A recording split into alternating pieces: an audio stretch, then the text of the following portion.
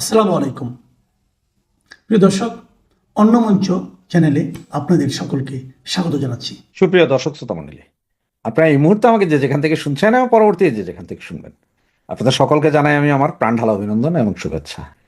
এতক্ষণে ব্যানার এবং হেডলাইন দেখাও তো আপনারা চিন্তা করছেন আমি হঠাৎ করে এটা কি বললাম, তারেক বিদেশ সফর নাকি সেফ এক্সিট, এটাই হয়তো সকলে চিন্তা করছে। এখন কথা হচ্ছে যে আমি কেন বললাম যে উনি কি সেফ এক্সিট নিচ্ছেন কিনা। কারণ হচ্ছে আপনারা হয়তো শুনেছেন বা না শুনলেও দুই একদিনের ভিতরে হলেও শুনবেন যে উনি অলরেডি বিএনপির কাছে নাকি প্রস্তাব দিয়েছেন যে উনি পদত্যাগ করবেন। যদিও উনি এর আগেও একবার পত্রিকার মাধ্যমে আমরা জানতে পেরেছিলাম, পত্রিকার এক সাংবাদিক যখন ইন্টারভিউ নিয়েছিলেন যে উনি বলেছিলেন যে নতুন সরকার ক্ষমতায় আসলেই উনি দায়িত্ব ছেড়ে দিতে চান।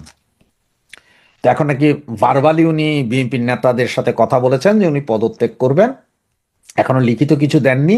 তো বিএনপিও বলছেন যে এখনো ওরকম কোনো কথা হয়নি, এরকম কোনো সিদ্ধান্ত হয়নি।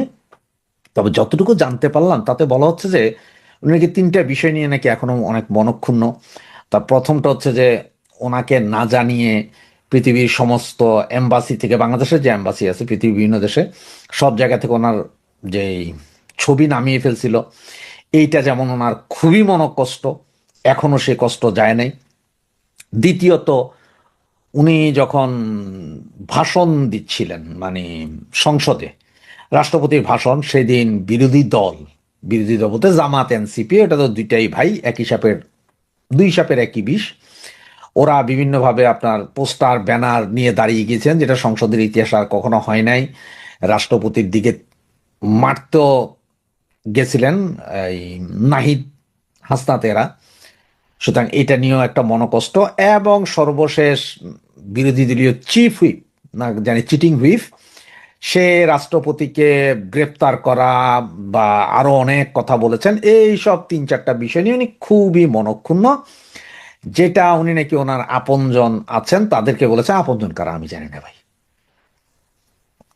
ওদেরকে বলেছেন। তো এর ভিতরে এগুলো নিয়ে নাকি উনি খুব মনক্ষুণ্ণ, এবং উনি এমনও বলেছেন যে রাষ্ট্রপতির কি কাজ করবে না করবে এগুলো সব তো ইন্ডিমিটি দেওয়া আছে, এটা কোনো ফৌজদারি মামলা হইতে পারে না, কোনো আইন হইতে পারে না, রাষ্ট্রপতিকে অশোভন আচরণও করা যায় না। এবং মহান জাতীয় সংসদে যখন এই কালসাপ এরা যখন রাষ্ট্রপতিকে মারতে যায়, করতে যায়, তখন এটা অপমান লাগতেই পারে, যে কোনো রক্ত মাংস মানুষের অপমান লাগতে পারে। সেই সব হিসাব করে উনি পদত্যাগ করতে চাচ্ছেন। এখন উনি পদত্যাগ করতে চাচ্ছেন, তো পদত্যাগটা তো বাংলাদেশে করে দিলেও পারে। তবে ওই যে বললাম, হয়তো উনি পদত্যাগ করে বের হবেন, আর ওই এনসিপি জামাত বিএনপি এরা মিলে তো ধোলাই দিয়া ঢুকাই দিতে পারে। এই ভয়ে আমার কাছে যদ্দূর মনে হচ্ছে বা যে রিপোর্ট আছে তাতে উনি 9 তারিখ দেশ থেকে বের হবেন। তার সাথে ওনার স্ত্রী ডাক্তার, উনি একজন ডক্টর, উনি থাকবেন, এবং দুজন নাকি অফিসিয়াল লোক থাকবেন।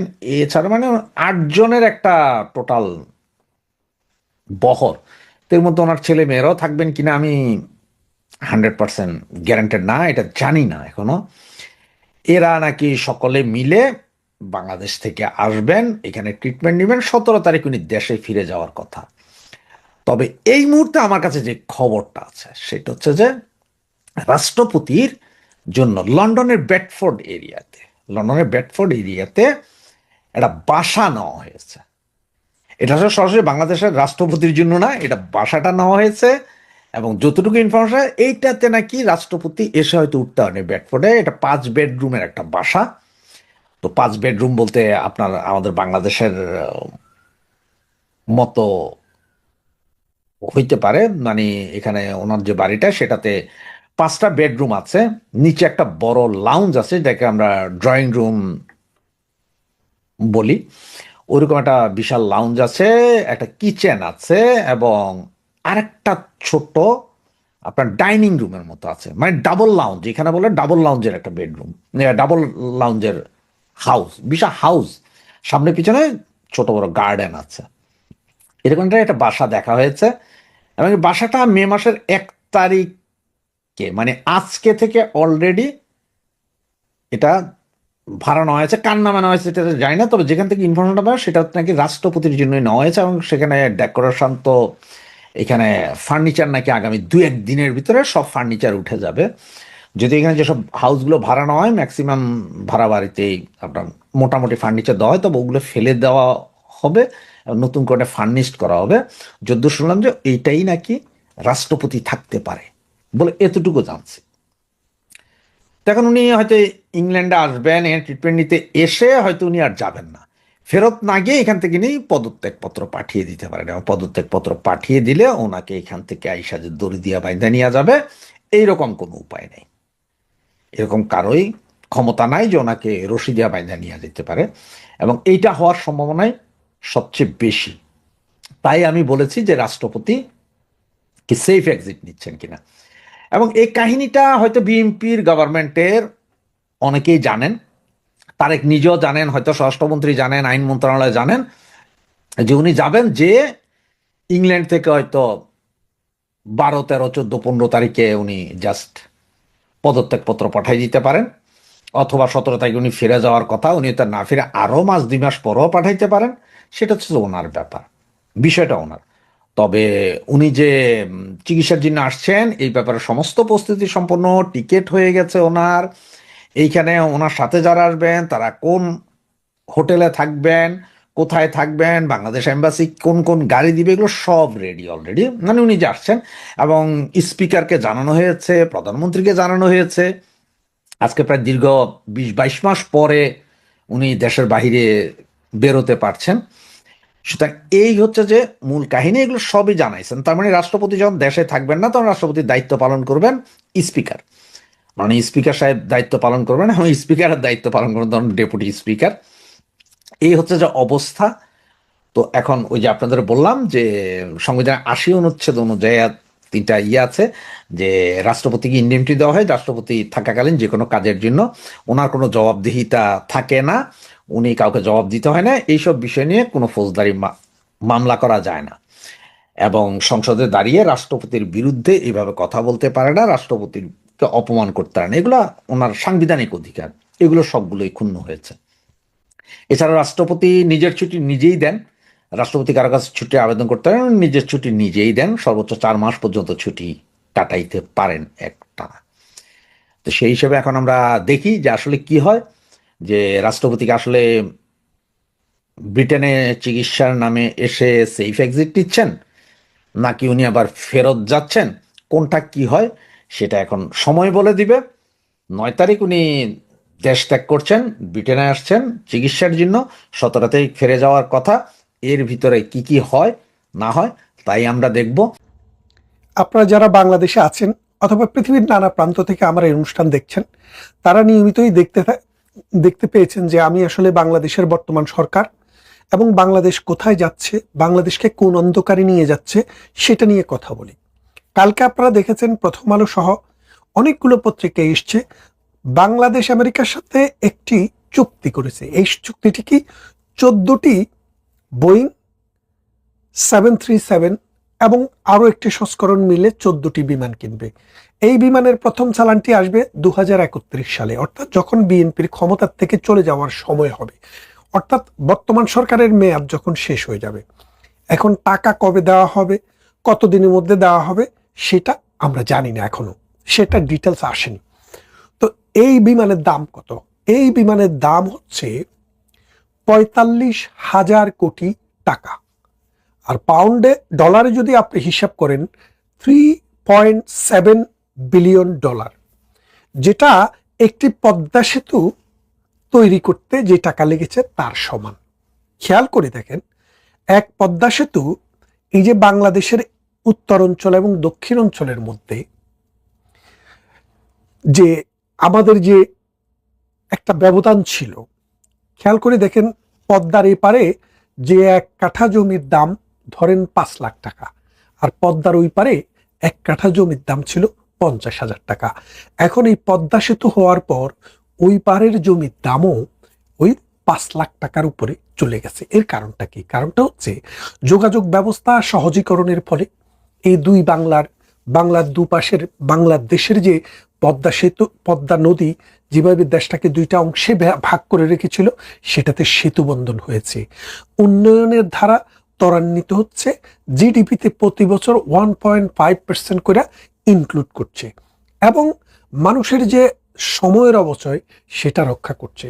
বরিশাল থেকে আসতে 7 নদী 13 গাং, এরই নাম বরিশাল, এরকম একটা প্রবাদ শুনতাম।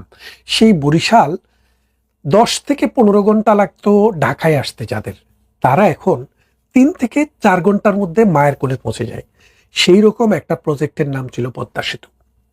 1, 2, 3, 4 বছরে নয়, 20 বছরেরও অধিক সময় ধরে বা 30 বছরেরও অধিক সময় ধরে এই পদ্মা সেতু নির্মাণের চিন্তাভাবনা চলছে, সমীক্ষা চলছে, কাজকর্ম চলছে। সর্বশেষ প্রধানমন্ত্রী শেখ হাসিনা 2008 সালে ক্ষমতায় আসার পর সেটা বেগবান হয় এবং তিনি সেটাকে সত্যিকার অর্থে রূপান্তর করার জন্য যত কিছু দরকার করে এই পদ্মা সেতুটিকে বাস্তব করেছেন এবং পদ্মা সেতুর যে সুফল সেটা আমরা পেতে শুরুও করেছি। এখন এই পদ্মা সেতুর সমান টাকা দিয়ে আপনি করছেন একটি আমেরিকার সাথে গোলামি চুক্তি এক্সিকিউট করছেন। আমেরিকার সাথে যে গোলামি চুক্তি হয়েছে সেটা হলো 350 বিলিয়ন ডলারের আপনি কৃষি পণ্য প্রতি বছর কিনবেন। কিনে কে খাবে? রাঘব বোয়ালেরা খাবে, কারণ তাদের টাকা আমেরিকা এটা ট্যাক্স হিসেবে নেবে। বাংলাদেশের সাধারণ মানুষ 250 টাকা কেজি আলু খাওয়া সম্ভব না, কারণ আমেরিকা থেকে যে আলু আসবে সেই আলু বাংলাদেশের নামতে নামতে শুধু বিমান ভাড়াটাই 1 কেজি আলুতে 250 টাকা পড়বে। তা এখন 250 টাকার আলু কে খাবে ভাই? আপনি, তাহলে আপনাকেও লিস্টে রাখলাম। এখন আসেন, এই যে পদ্মা সেতুর সমান টাকা দিয়ে আপনি 14টি বোয়িং কিনবেন। এই বোয়িং বিমানের কেন কিনবেন? কিনবে এই কারণে আমেরিকার সাথে এই ডক্টর ইউনূসকে দিয়ে একটি গোলামি চুক্তি হয়েছে। সেই চুক্তিটি হলো আমেরিকার আধিপত্য মেনে নিতে হবে, আমেরিকা যা বলবে সেটা আপনাকে শুনতে হবে, আমেরিকা যে দাম দিবে সেই দামে আপনাকে কিনতে হবে এবং আপনি পৃথিবীর অন্য কোনো রাষ্ট্রের সাথে কোনো চুক্তি করতে গেলে আমেরিকার পারমিশন নিতে হবে। আমরা ভেবেছিলাম একটি সরকার আপাত দৃষ্টিতে দেখা একটি নির্বাচনের মাধ্যমে ক্ষমতা এসছে, সেই ক্ষমতাশীল সরকার অন্তত রাষ্ট্রবিরোধী এইসব চুক্তি পার্লামেন্টে রিকগনিশন দেবে না এবং সেটাকে মেনে নেবে না। 60 ডেজ কুলিং পিরিয়ড, অর্থাৎ 60 দিন সময় ছিল এই চুক্তিটি মেনে না নেওয়ার। সরকার তা করেননি, কারণ তারেক রহমান ডিসেম্বর মাসে গত বছর বলেছিলেন 10-12 তারিখের দিকে যে তিনি দেশে ফেরাটা তার উপরে ডিপেন্ড করে না।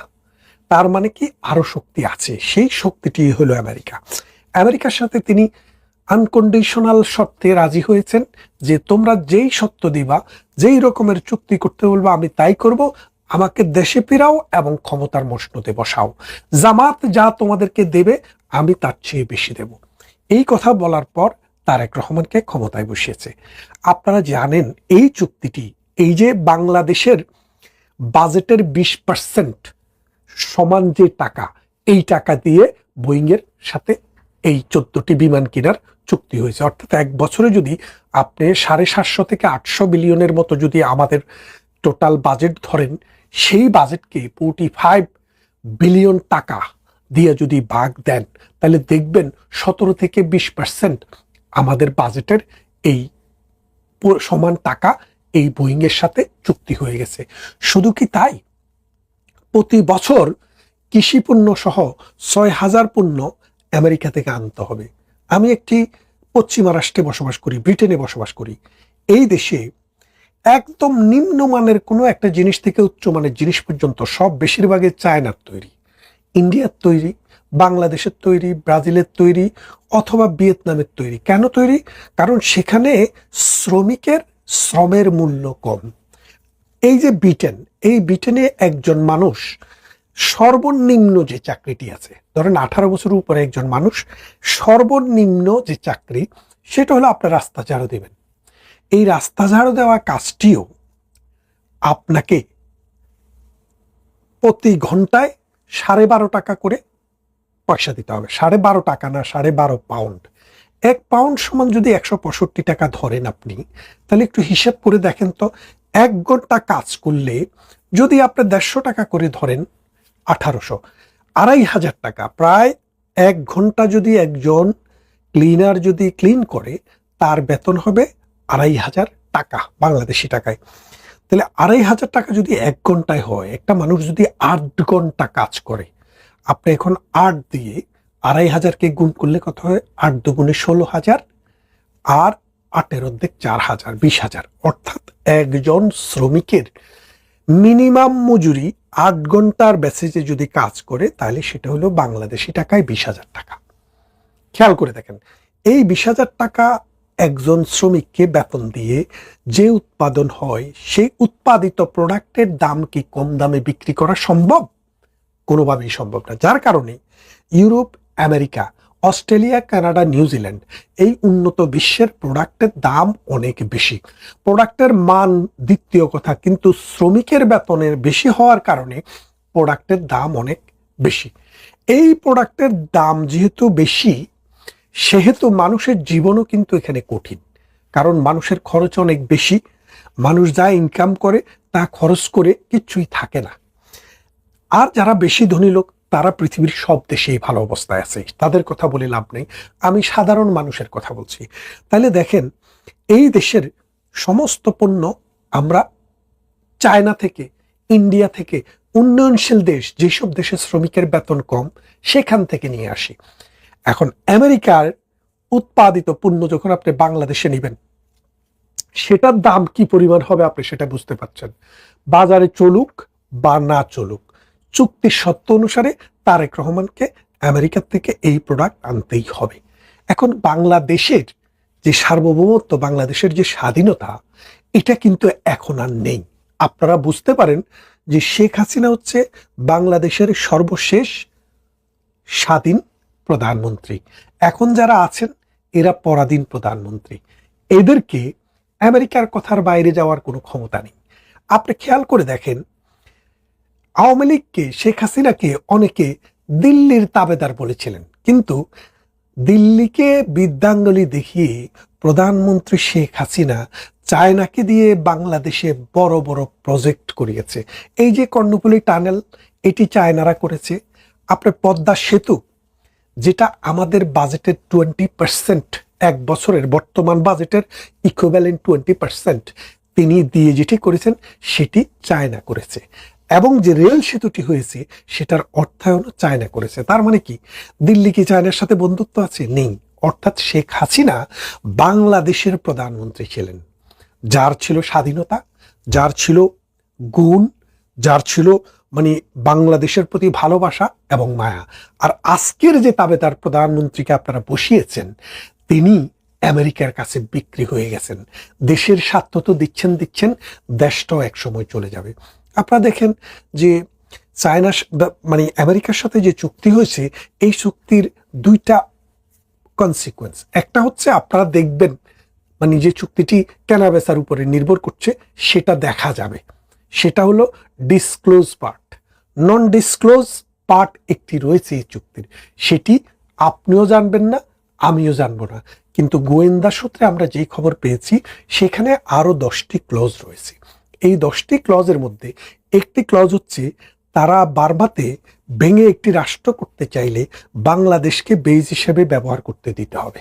এক, বঙ্গোপসাগরে যেই কোনো সময়ে, যেই কোনো প্রয়োজনে আমেরিকা যদি তাদের ঘাঁটি করতে চায়, বাংলাদেশ নিষেধ করতে পারবে না। এবং বাংলাদেশের এই ভূখণ্ড ব্যবহার করে আমেরিকা যদি পৃথিবীর অন্য কোনো দেশে হামলা চালাতে চায়, তাহলে বাংলাদেশ সেই ক্ষেত্রে ঘাঁটি হিসেবে ব্যবহার করতে দিতে হবে। তার মানেটা কি দাঁড়াচ্ছে? বাংলাদেশ নামক রাষ্ট্রটিকে এই তারেক রহমান, এই জামাতে ইসলাম, এই ডক্টর ইউনূস, এই আসিফ নজরুলেরা মিলে এমন একটি জায়গায় নিয়ে গেছে যে Bangladesh point of no return. এই যে জুলাই মাসে আন্দোলন করার যে জনগণ ছিল, এই জনগণের মাথার উপরে লবণ রেখে যে বর্ষি খাওয়া, ভরি খাওয়া, সেই বড়ই খাওয়া লোকেরা, এই নাহিদ, এই সার্জিস, এই হাসনাতরা কোটি কোটি টাকার মালিক হয়েছে, আমেরিকাতে বাড়ি গাড়ি হয়ে গেছে, আমেরিকার টিকিট হয়ে গেছে। এখন শুধু সময় হইলে তারা বাপের দেশে চলে যাবে, কিন্তু আপনাদেরকে বিক্রি করে রেখে গেল। আপনার সন্তানের স্কুল, আপনার সন্তানের ভবিষ্যৎ, চাকরি এবং তার জীবন ধ্বংস করে গেল। এই যে বাঙালি যুগে যুগে বাঙালিরা পরাধীন হয়েছে কেন? দেশীয় মির্জাফরের কারণে। এই দেশীয় মির্জাফরদের নেতৃত্ব দিয়েছে আসিফ নজরুল এবং ডক্টর ইউনূস। আজকে আপনারা হয়তো এটা বুঝতে পারেননি, দিন যত যাবে ততই পরিষ্কার হবে। এই কদিন দেখেন নাই সরকার বাহাদুর বলছে যে আমাদের দেশে আমাদের প্রয়োজনের তুলনায় অধিক পরিমাণ তেল রয়েছে, কিন্তু তারপরেও 3 মাইল 4 মাইল লাইন দিয়ে তেল পাওয়া যাচ্ছিল না। আমি এক নায়িকার সাথে কথা বলছি, উনি বলে যে আমি একটা বিশেষ পদ্ধতিতে ঘুষ দিয়ে এই কি বলে যে তেল আনতে পাঠাই, তাও অর্ধেক টাঙ্কি দেয়, পুরো টাঙ্কি দেয় না। খেয়াল করে দেখেন। কিন্তু আমেরিকার সাথে যেদিনই চুক্তিটা হয়ে গেল সেদিন থেকে আজকে যা দেখেন আপনি তেল নিতে কোনো অসুবিধা হবে না। তার মানে আমেরিকার গুপ্তচররা, আমেরিকার দালালরা বাংলাদেশের এই তেল সিন্ডিকেটটাকে রক্ষা করেছিল। এখন যেহেতু একটা চুক্তি হয়ে গেছে, গতকাল সাইন হয়ে গেছে, আজকে আপনি যা দেখেন তেলের কোনো সংকট নাই। কেন সংকট নাই? কারণ তেলের তো আসলে সংকট ছিল না।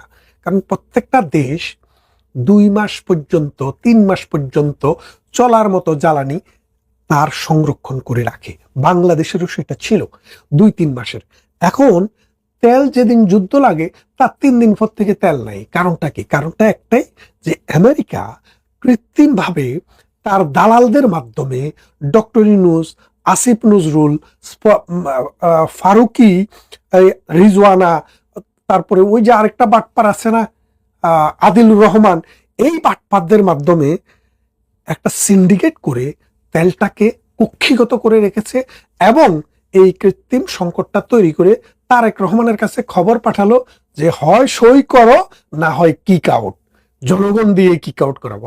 এই কথা বলার পর তারেক রহমান তো কলিজা দুক দুক করছে। তখন তিনি বাধ্য হয়ে এই এপ্রিল মাস শেষ হওয়ার আগেই, মে মাস আসার আগেই তিনি চুক্তিটিতে স্বাক্ষর করলেন। হেরে গেল বাংলাদেশ আর জিতে গেল আমেরিকা। আমেরিকানরা জিতবেই আর আপনারা হারবেনই। আপনাদেরকে এখনই জেগে উঠতে হবে, যে সাম্রাজ্যবাদের বিরুদ্ধে কথা বলতে হবে এবং দেশ বিক্রির যে নীল নকশা, দেশের সার্বভৌমত্ব ক্ষুণ্ণ করার যে নীল নকশা, সেটাকে রুখে দাঁড়াতে হবে। তা না হলে বাঙালির দেশ বাংলাদেশ থাকবে না। এর জন্য সবচেয়ে ক্ষতি হবে এই সরকারের। আমি আশা করি তাদের বোধোদয় হবে, না হলে তারা তাদের পরিণতি দেখবে। আপনি বলছেন সরকার বিপদে পড়বে, সরকারের ক্ষতি হবে। কি ক্ষতি? মানে আওয়ামী লীগের যেমন ক্ষতিটা হয়েছে, করুণ বিদায় নিতে হয়েছে, ওরকম?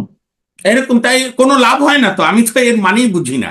শোনেন, আমি আপনাকে একটা কথা বলি পান্না ভাই, আপনার দর্শকরা খুব আপনার যেহেতু এই অনুষ্ঠানটি খুবই অসংখ্য মানুষ দেখে, শেখ হাসিনা যদি বিচার বিভাগকে প্রচন্ড দলীয়করণ করে আজ্ঞাবহ না করত, আমি দায়িত্ব নিয়ে বলছি তার এই করুণ পরিণতি হতো না। এখানেই দেখেন সরকারের, নয় আমি যদি বলি সরকারের দায়বদ্ধতা আছে বা সরকারের দায় আছে আমেরিকার সঙ্গে, এখানেই যে একটি জনবিচ্ছিন্ন এবং মার্কিন যুক্তরাষ্ট্রেরই অনুগত বিরোধী দল, মেইনলি তো জামাতি আর এনসিপির কয়েকজন আছে, তারা কিছু হলেই ভারত আমাদের আধিপত্যবাদ করে, ভারত এই করে, যদিও আজ পর্যন্ত দেখাতে পারেনি ভারত এখানে কি কি আধিপত্যবাদ করে, শুধু বক্তৃতার খাতিরে বক্তৃতা। তো তারাও কিন্তু এই প্রশ্নটা উত্থাপন করার সাহস দেখায়নি কিংবা তাদের কোমরে জোর ছিল না। যার ফলে আমি যেটা শুরুতেই বলেছিলাম যে এই পার্লামেন্টও অ্যাকচুয়ালি একতরফা ধরনের পার্লামেন্ট। এটি সরকারকে ভবিষ্যতে বিপদে ফেলবে, সরকারের গ্রহণযোগ্যতা নিয়ে প্রশ্ন উঠবে। বলছি আপনার সঙ্গে প্রথমেই একটু দৃষ্টি আকর্ষণ করছি, আপনার ত্রয়োদশ জাতীয় সংসদের প্রথম অধিবেশন শেষ হয়েছে বৃহস্পতিবার।